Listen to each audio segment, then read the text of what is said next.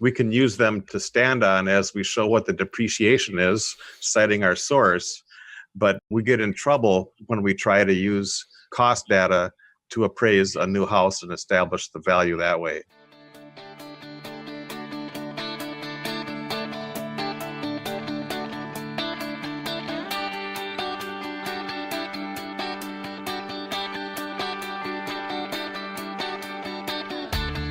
Originating from deep inside the Rocky Mountains, transported through the power of the internet, and arriving inside your tiny earbuds. It's the Appraiser Coach Podcast, helping appraisers increase their efficiency, quality, and make more money. Here's the guy who makes it his life's mission to create value for real estate appraisers nationwide. Your host and the Appraiser Coach, Dustin Harris. And welcome everybody, Dustin Harris hanging out with you. Got a fun program for you today. Got two guests on. That's pretty unusual for us, but it'll be super fun as we get into talking about some approaches to value. Yeah, we're going to go back to the fundamentals of your original appraisal classes. So Wayback Machine, we're going to jump in there, go back to your original classes, and we're going to talk about the fundamentals of appraising today. And I've got some super smart people on the program that I can't wait to introduce to you. First of all, I want to remind you that we are sponsored by OREP Insurance. OREP, of course, is the E&O insurance that I use. I'll tell you, the benefits that come from using OREP far exceed the other companies out there. Go to orep.org. That's OREP.org, and you will find out what I'm talking about. Datamaster. Datamaster is the ability to download information into your report that saves you 30 to 60 minutes per report, folks, not per day, per report, 30 to 60 minutes per report. That's Datamaster. Go to datamasterusa.com for more information. One more time, it's datamasterusa.com. And finally, we are sponsored by Alamode Software. Alamode, of course, I've been using for over 20 years, and they've been in business for over 30. That's 3 decades of experience helping appraisers to accomplish more with less. That means to work smarter, not harder. Alamode is the software that leads the profession out there. Find out why. Go to alamode.com or call them at 800-ALAMODE. Well, folks, today we've got kind of a fun lineup. You know, I have to give hats off to Tim Andersen. Tim has been on the program many times, and he thought it might be fun to talk about the pros and cons of each of the approaches to value. Tim, welcome back to the program. Dustin, thank you very kindly. I appreciate it. And as always, my best to your family. Thank you. I love having you on the program. Tim, of course, has been on several times. And Tim talked to me recently about the possibility of having a debate, I guess, is what we've kind of posed this as. But I'm going to talk about that in just a little bit. But we want to talk about the different approaches to value. And so what we would like to do is kind of do a round robin, if you will, and talk a little bit about the different approaches to value. I'm going to take on the sales approach. Tim is going to take on the income approach. And we have someone new on the program, Mr. Scott Cullen. Scott is out of Minneapolis, Minnesota. Welcome to the program, Scott. Well, thank you very much. It's good to be here. I was talking to Scott off the air for a little bit. He's got a business degree from the University of Minnesota. A lot of time spent in sales and marketing, I guess. But you've still been an appraiser for about 20 years, Scott, right? Right. I'll be hitting the 2019 mark on another year. Nice. Congratulations on that. That's super cool. And you and I were talking a little bit about the reason we had you on the program is you're going to kind of represent, though you and I talked about the fact that you're not necessarily sold on the cost approach and nothing else, obviously, but you're kind of an expert on the cost approach because you've developed a program. And if you don't mind, just tell us a little bit about that and where appraisers could go to find out more about that. Well, you can find out about it at solomonappraisal.com. And that's a website that's got some training videos. Some of the rationale is laid out there. So you'll be able to see what we're doing. But in a nutshell, what I realized maybe 5 years ago that doing the cost approach doesn't get me closer to an opinion of value. But if I do the cost approach with a market value in mind of maybe a comp or even the subject, just kind of as an idea, what it'll do, it'll show me the amount of depreciation. And knowing depreciation, I'll find the percentage of cost that people are paying for the house. And that's a very valuable piece of information because you can go from there and develop adjustments for the sales comparison approach. That's a big deal right now to appraisers, I think, helping to support their adjustments. Folks, don't get confused. He's not just talking about the cost grid. He's talking about applying that now to the sales grid as well, finding a way to support adjustments within the grid, which I think most appraisers are pretty excited about right now. Well, and it also talks about the unity of the 1004. I mean, on page 1, we enter an effective age estimate. On page 3, effective age is used to calculate our percentage of depreciation that we would use in the cost approach. But they're all interrelated. The different parts of the report are interrelated, and once you understand that, you can write a coherent report when they're all in harmony. So page 1, page 2, and page 3 are all saying the same thing. Thank you. So we were talking off the air that, my mom taught me well. She said, surround yourself with smart people and you'll go somewhere. She obviously knew my intellect. And so I think we've done that today. Both Scott and Tim, I appreciate you coming on the program and bringing your brains with you. And I'll play the dunce in the corner during this process, if that's okay, because that'll be an easy typecasting role for me. But what I'd like to do is just start with Tim and just talk. Again, we promoted this as a debate. Let's more have a friendly conversation because I don't think any one of us, feel free to jump in and disagree here, Scott or Tim. I don't think either one of us, any of us, think that one approach to value is the end all be all. But the importance here is that we find out the pros and maybe some of the cons of each of the approaches. Is that fair? Fair enough. Sounds good. I appreciated Scott's remarks earlier relative to an appraisal being a unity made up of 3 separate but related parts, because indeed it is. Yeah. And while Scott is going to talk about the cost approach, given his expertise in it, and Dustin, you're going to talk about the sales comparison approach, given your expertise in it. I'm going to dip my toes into the water of the income approach, given your expertise on it, and given my lack of expertise in the subject. I'm not going to talk about the income approach so much as an indication of value, because let's face it, unless you're appraising a property that generates income, the income approach really has no purpose. And when we're dealing with single family residences, well, clearly they are capable of generating an income. That is not why most people buy them.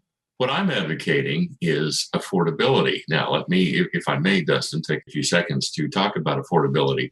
I am not talking about Mr. and Mrs. Jones being able to afford to purchase 1234 Elm Street. What I'm talking about is the fact that part of what it is we as appraisers are supposed to do is analyze supply and demand. Part of supply is not only the houses available, but how many of those are quote unquote affordable. Now, by affordable, what I mean is we go back to the old rules of thumb. You can afford to spend approximately 35% of your gross monthly income on housing. And if you multiply whatever that is by approximately 2.5, you get the most mortgage you can afford. And then you add the whatever down payment you may have to that, and that's what you can afford to pay for a house. That's basically the value of the house you can afford. Well, what we're finding now, Dustin, is that, well, for example, in San Francisco, the average house goes for $1.5 million. Yet the median household income in San Francisco is approximately $97,000. Wow. Yeah. Well, if you do the math, that's over 15 times. Well, no. So that just doesn't work. So the housing in San Francisco is not affordable to the vast majority of buyers there. Now, are there people that are making a couple of $1 million a year? Yeah, there are all sorts of them. But I think, and I don't have the statistics here in front of me, Dustin, I may have sent them to you earlier, but approximately 12% of the people in San Francisco can afford to buy housing in San Francisco, which means everybody else either lives with their parents or rents, or in most cases, they drive up to 2 hours a day each way in order to have housing they can afford. Right. So the problem, one of the problems with the sales comparison approach, Dustin, is that it reflects price. The appraiser says, well, the house across the street just sold for $1.5 million. Therefore, and it's a lot like this house. Therefore, this house is worth $1.5 million. Well, is it? Or is the price to be similar? And we look at the definition of market value, and paradoxically, market value is defined in terms of price, despite what we're trained in from the very beginning of appraisal school, that price and cost and value are not the same thing. Sure. Yet the market value says the most probable price, meaning the most probable sales price. But what that means is, okay, we're supposed to take the price, and then we're supposed to kick out of it the 11 exceptions that there are to the definition of market value. If we don't kick those out, then we are not dealing with market value. We are dealing with market price. But yet we tell our clients, my opinion of market value is, but then if we don't account for what isn't real estate, then we are merely reflecting price. We are not reflecting value. Therefore, we are misleading our clients. And a misleading report is one of the prime ways of ending up on the wrong end of a letter from the state appraisal board. Okay, so you're telling me that any appraiser that uses comparable sales with a sales price is misleading their client?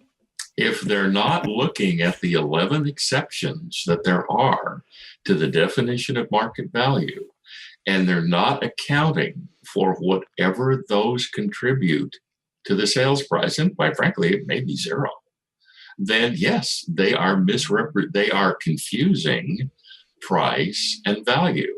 And since since under USPAP, we are expected to be competent. In other words, expected to understand the difference between price and value.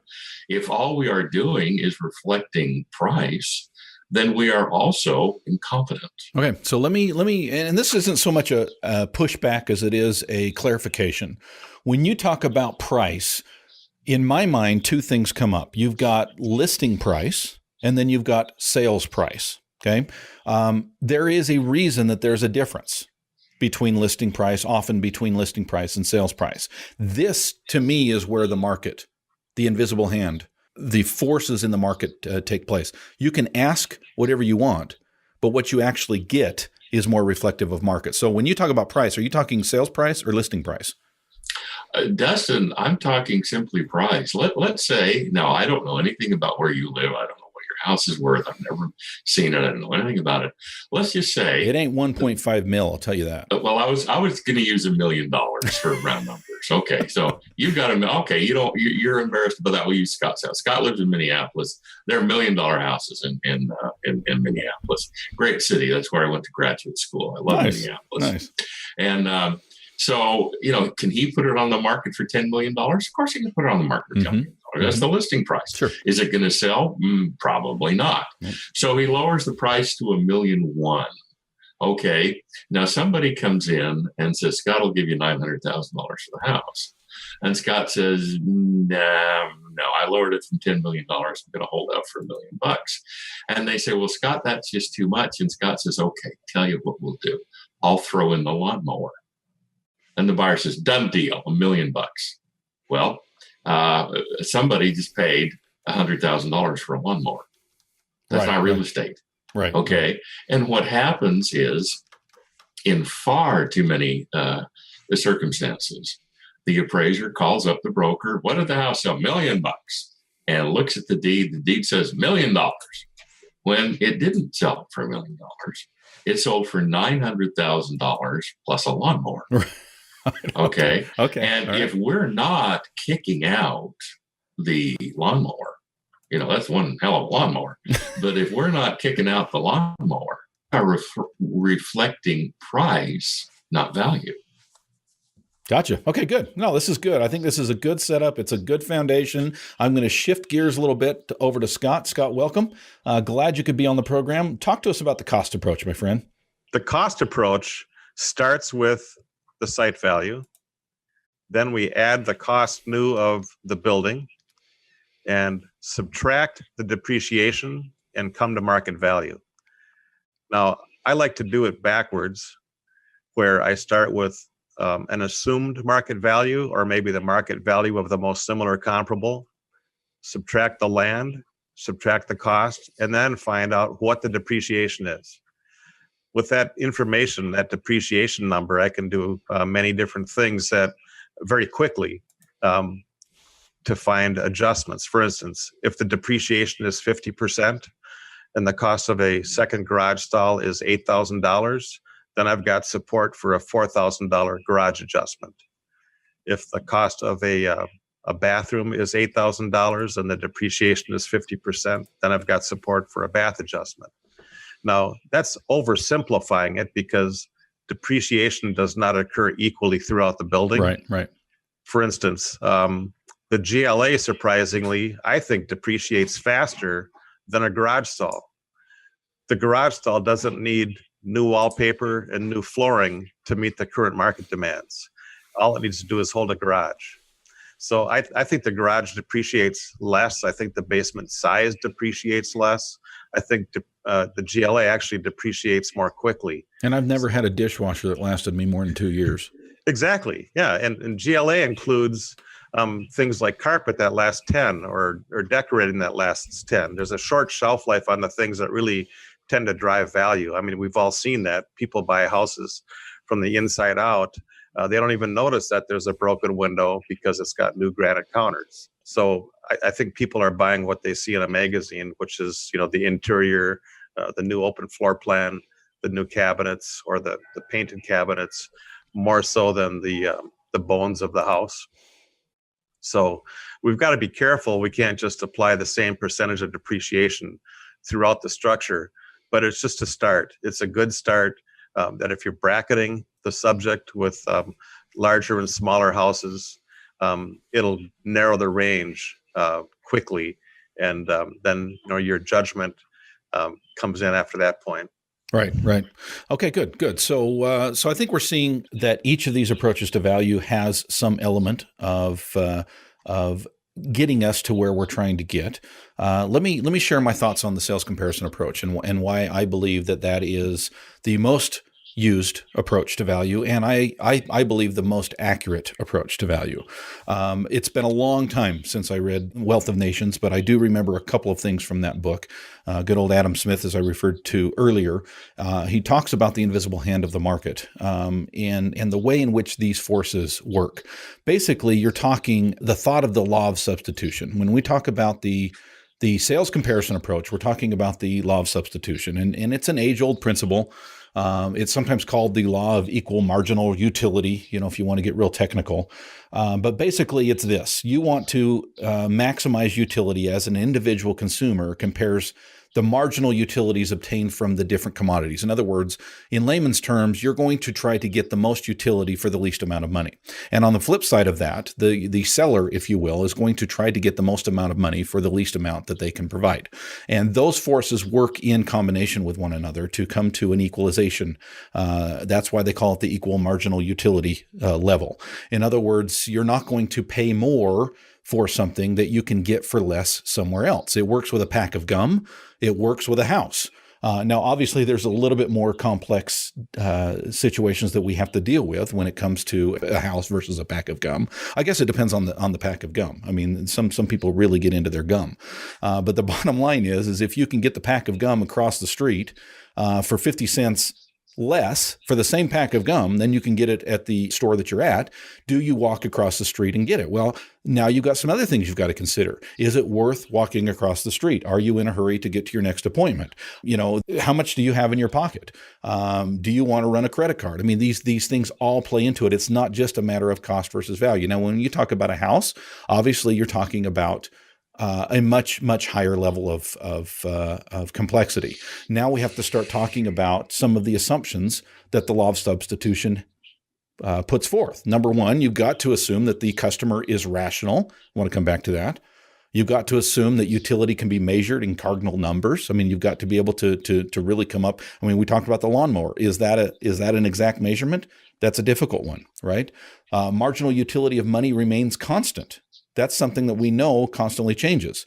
Commodities are perfectly divisible, and the income of the consumer and prices of the commodity remain constant. Now, the bottom line is all of these assumptions at one level or another are false.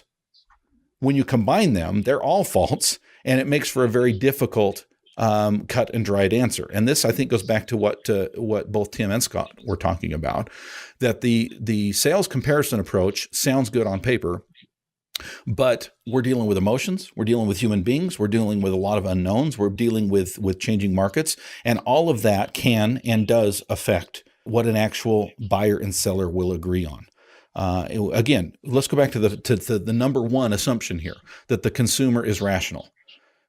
Tim and I have had this discussion many times, and he and I both agree that there's no such thing, right, Tim, as a rational consumer. Just take into go ahead. I did. Well, my broker friend of mine was telling me a story about a situation he was just in. A couple was buying a home for one of their children. Now, sweet, kind, loving couple, mom and dad, trying to help the kid out. Now, was the fact that they were trying to help the kid out going to play a part in the negotiations for the purchase price? And what my broker friend told me, what he knew the buyer very well, he said, no, the Mr. and Mrs. Buyer were far more interested in getting a place for their son and grandson to live than they were in hard-nosed negotiating and saving $5,000 or $6,000. Yeah. So did Mr. and Mrs. Buyer in this case overpay? I don't know. He thinks maybe they did, but then, okay, did they overpay by $100,000 or did they overpay by $5,000? Yeah. So when we talk about rationality, Dustin, that of course begs the question, what's rational? Right. And I'm not a psychologist. I can't answer that question. So when we say we have to assume buyers and sellers are rational, why? Yeah. Why do we have to, especially when, given the emotionality, especially of residential real estate, is that ever present? No, we don't know. Yeah. So I appreciate that, Tim. And so my expertise only goes this far. And that is, and I wouldn't even call it expertise. My ideas go this far. Let's put it that way. That when I go out to purchase anything, there's emotion involved.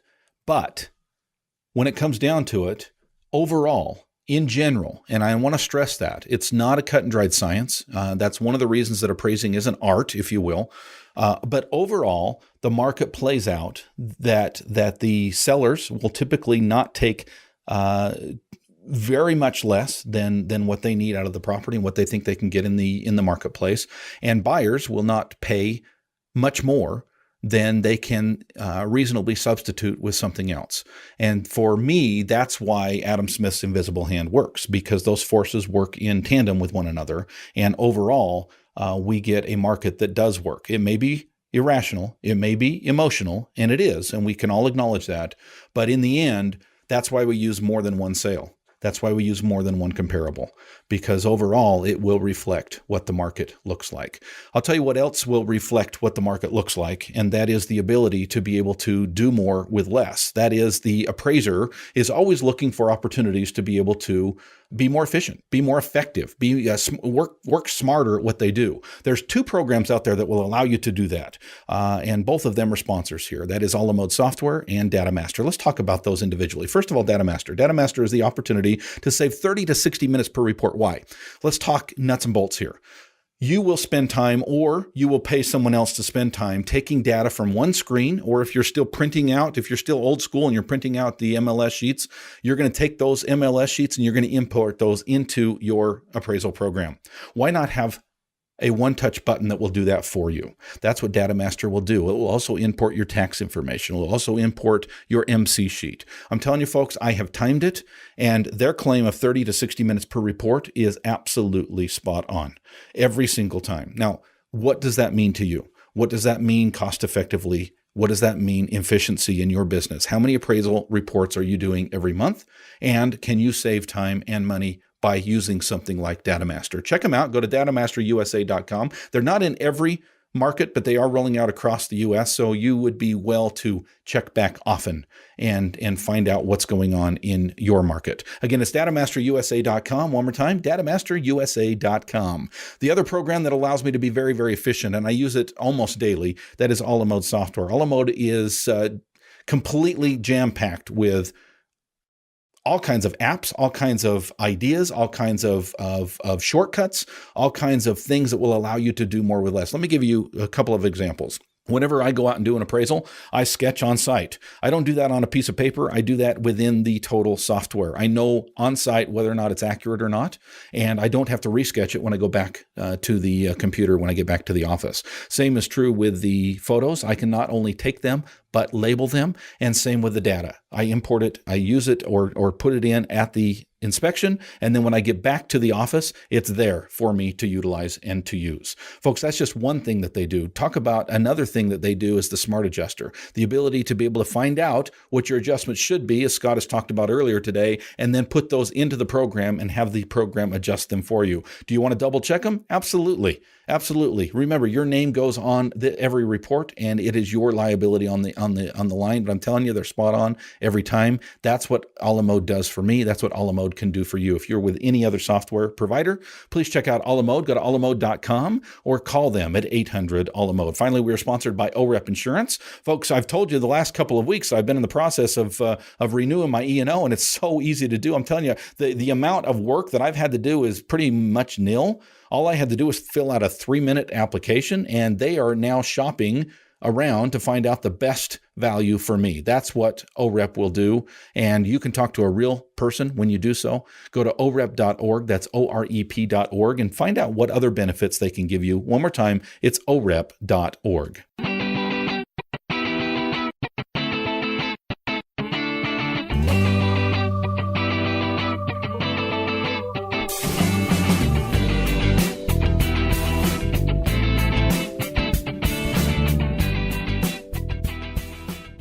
And we are back, folks. We're talking today about the 3 approaches to value. That's right. We're getting down to the nuts and bolts, the foundations. So we have on the program Mr. Scott Cullen. Welcome back, Scott. Thank you. And Tim Andersen. Welcome back to the program, Tim. Thank you, sir. I appreciate it. We promoted this as kind of a debate, but I think it's more of a friendly conversation about the different approaches to value. And what we've done is kind of laid out the foundation of each of those. I don't think any of us are saying, this is the best approach, and thus we should get rid of the other 2 approaches. Wouldn't we all agree, gentlemen, that these kind of interact and must be used in conjunction with each other? Especially if you want the appraisal to be accepted by a lender who wants to sell it to Fannie Mae. Excellent. Okay, good. Tim, what are your thoughts? I agree with Scott. Okay, good. So let's talk. We've each kind of laid out the foundation, if you will, of kind of the benefits to each of these approaches to value. Any of you want to talk about some of the negatives? I kind of shared some negatives when I talked about the sales comparison approach, in that the market is not rational. We know that, but that's the solution to that in my mind is to use more than one sale. Solution I use very, very carefully, because I don't know if it solves the problem, but at least helps us get in that direction. Some of the negatives, Tim, to the income approach. Well, the income approach is probably valid and applicable only when you're appraising a property that generates income. Investment value, by definition, is not market value. And therefore, to take a property that sold specifically to be rented and then use it as an example of the market value of that property is a major misrepresentation. Now, if I may totally mungle up things a little bit and go back to your invisible hand comment. I'm gonna pause you for just a second, because I want to get some feedback, and I promise I'll come back to you on that, Tim. I'm not trying to avoid you attacking me. I know that's what you're gearing up for. I'm kidding. I know you're not. But Scott, negatives to the cost approach. Well, one of the big negatives we ran into is that people were using our program. They would use it on new construction. They'd know the land value. They had real good data for that. They would do the cost approach, and they came up with negative depreciation. Okay. Yeah. And then I got a phone call, and it turns out that the cost approach data that we use, we're using national building costs. There's several competitors. All of those are based on survey results. They survey suppliers, they survey contractors, they survey people that are, developers, but it's all based on survey data. And a Q4 house, we know theoretically should cost X number of dollars per foot in Minneapolis, but every builder is going to bid that differently. Right. So the cost approach, I think, can be used as a benchmark, but I would say that there are probably there are no contractors out there using a cost manual to bid their jobs. Okay. Yeah. Good. Exactly. Yeah. You're exactly right. Good. When I was getting into this, I came across a property that it was a perfect test case for basement finish. And I thought National Building Costs was way low on their basement finish costs. It just didn't seem right to me. So I called the builder. They've been in this market for over 50 years. They built my parents' house where I was living in 1956. But I got in touch with a very friendly guy who helped me out. And I asked him, how much do you sell? What do you get for basement finish? And he told me, and it was really very close to National Building Cost. And I said, how do you develop the cost for the basement finish? And he said, well, we've got 3 subs that we generally use for that, and we bid it out. Right. So he wasn't using a cost manual to do the cost. He was using the market. The bid. He had qualified subs that would bid on it. So my caution with the cost approach is that even if you have a new house with no depreciation and you use the cost approach to get the value, you're going to be misleading people. Yeah, because it's a science. It's based on a survey. It's not based on the particulars of that market. Right. One of the things that goes into the cost is the builder's profit margin. And that'll change even as they build out a development. At the beginning, they're having a different profit margin than they are in the middle. And at the end, they want to get rid of the model home and go build a new development, right? So their costs are going to change as they build out the development. Right. And the quantitative numbers don't necessarily reflect reality is kind of what you're saying. Right. Yeah. They are a benchmark. Yeah. We can use them to stand on as we show what the depreciation is, citing our source. But we get in trouble when we try to use cost data to appraise a new house and establish the value that way. Now, we developed a program that equalizes the builder cost with the cost data so that we can go back to those marginal costs and give adjustments. But it will show, for instance, that the builder is at 97% of cost or 102% of cost, or maybe it's 80 and 120. But our program will do that for people. It'll show that the cost approach can be used, but with a grain of salt. Okay, good. Yeah, I think that's a good phrase. Tim, you were about to spit on Adam Smith's grave. Go ahead. Well, Dustin, first of all, I see we're running out of time, so I'll keep this short. I'm not debating Smith's contention of the invisible hand.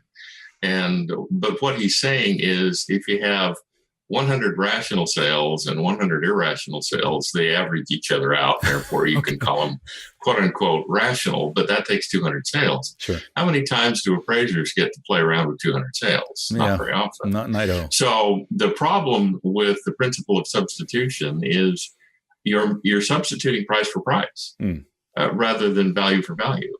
And one of the major problems with the sales comparison approach is it's very difficult to get a data in which you are reflecting solely and only the value of the real estate, not the price of the real estate. And this is one of the reasons why I think appraisers need to look at using all 3 approaches so they can balance the approaches and the indications from those approaches off each other. Yeah. And the chances are you're going to say, well, okay, I did the income approach and the house is worth $20,000 less than the sales comparison approach. Well, quite frankly, that's exactly what it's supposed to show. And that goes into highest and best use, which says, okay, the highest and best use property isn't just an income property. It's to be sold from Mr. and Mrs. Seller to Mr. and Mrs. Buyer to be a residential single family home. Right. And then the cost approach comes in the highest of the 3 approaches, which again flows into highest and best use. And it says, guys, if the site were vacant today, you wouldn't build this house because it costs more to build than it's worth. Exactly. Yep. Therefore, the highest and best use if the site were vacant is just let it sit there, or at least not build these improvements. However, it would cost more to buy the house at its market value, tear down, raise the improvements, and build the ideal improvements than it's worth. Therefore, the highest and best use of the current improvements are the current improvements. Therefore, just sell them and move on. I'll tell you what I'm getting out of this, guys. So when Scott talked about a unity, he was right. Yeah. And, appraisers will say to me in USPAP classes, well, Fannie Mae says I don't have to use the cost approach. No, that's not what it says. All Fannie Mae says is you don't have to include it in the report. Okay. And there's a significant difference. Yeah. So you should be doing the cost approach. You should be doing at least a quick and dirty income approach. You should be doing the sales comparison approach with as many relevant sales as you can find, even if you have to go back a couple of years. And the appraisers have said to me, Tim, I don't make enough money to do that. And my response is, no, you don't. All right. So it sounds to me, gentlemen, like we've got some. What? Yeah. That you have certain standards against which you're held, and none of those standards talk about the fee you got. Right. Sounds like there's some pros and some cons to both sides. I think that's fair, right? That none of us, I think, are going to place all of our laurels on one approach versus the others. But I think this has been an important conversation. And I have to say, if we're going to look at how we promoted this, the debate, there's a clear winner here. Obviously, my sales comparison approach, I think, beat the rest of you out. And I'm not even going to ask for your response on any of that because I'm sure you all agree completely. But what I am going to do is ask each of you, Scott, if you don't mind, as we close up here, tell us a little bit about your program. And once again, how appraisers can find that online. Okay. Once again, it's at solomonappraisal.com. And one of the things you'll find there is that we have something we call the 1-minute cost approach. Love that. Yeah, we've designed a way to extract the data from a national building cost book, and you can do the cost approach in less than a minute. And then once you've done that, you've also built into the program, you find these marginal cost factors for these 12 different items, like a porch or a deck or a basement or a garage stall or GLA. And that's an excellent start as you're trying to whittle away the parts that don't belong in the opinion of value, and get down to where you can make some pretty good judgments based on trade-offs that you can accomplish within the program. That's what it's all about, is speed and the ability to do trade-offs. Excellent. Well, I'll tell you, I'm working on a program called the 1-minute appraisal. It's not quite developed yet, but when it does, I'll let you know, Scott. Don't go there, Dustin. Don't go there. I'm just trying to queue up the hate mail. All right, Tim, you've been on the program before, but tell us a little bit about, you do some consulting. You are a USPAP instructor. You are an MAI, and you've also helped appraisers who might find themselves on the wrong side of that state board audit, if you will. Tell us a little bit about how people can get a hold of you and what you do for them. Dustin, I'll be happy to consult with my fellow appraisers who are in trouble with the state, or perhaps are being called to court to defend one of their appraisers. And they can get a hold of me. My email address is maitca at bellsouth.net. And my phone number is 561-635-5265. And I'll be happy to consult with appraisers. Usually the first phone call is free. And if I can't help the appraiser, if the appraiser needs more help than that, then at that point, fees kick in. But those are negotiable. But I'll be happy to help appraisers who need that help. And Dustin, I'm finding that more and more appraisers need that help. Yeah. That's because they don't understand the 3 approaches to value, right? Well, the question could be raised, who does? Yeah, who does? Exactly. I think if anything, Scott, I think you might agree with this, that if anything we've learned today is there's a lot of unknowns out there. Well, every time you do an appraisal, you learn something new, I think. Yeah, absolutely. Scott Cullen, Tim Andersen, thank you, gentlemen, for being on the program. Thank you for your expertise, and thank you for doing what you do. Thank you. Thank you, Dustin. Thank you, Scott. Folks, this has been the Appraiser Coach Podcast. I appreciate you joining me today. Remind you that, of course, we have a program out there for appraisers to become more efficient, more effective at what they do. It is called the All-Star Team. It's $9 a month, folks. $9 a month. I mean, come on. You pay more than that in coffee in 1 week. So check it out. It's a 8-page color newsletter. Also comes in the audio version, so you can listen to it while you take your comp pictures. Also the opportunity to interact with me and other appraisers online on a private group to be able to ask your questions and not get ridiculed. Imagine that. Again, it's the All-Star Team. Go to theappraisercoach.com and check on memberships. Love to see you there. Thanks again, gentlemen, for joining us, and thank you, listeners, for being a part of the program, and we'll talk to you next time. You've been listening to the Appraiser Coach Podcast with Dustin Harris.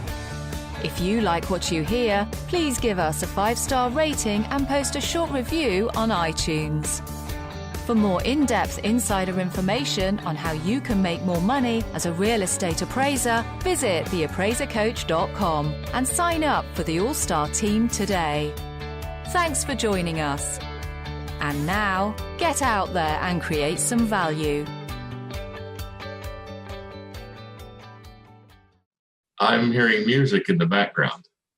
That's in your head, Tim. You might want to get that checked. Okay. All right. I'm not hearing anything. Okay. Are you, Scott?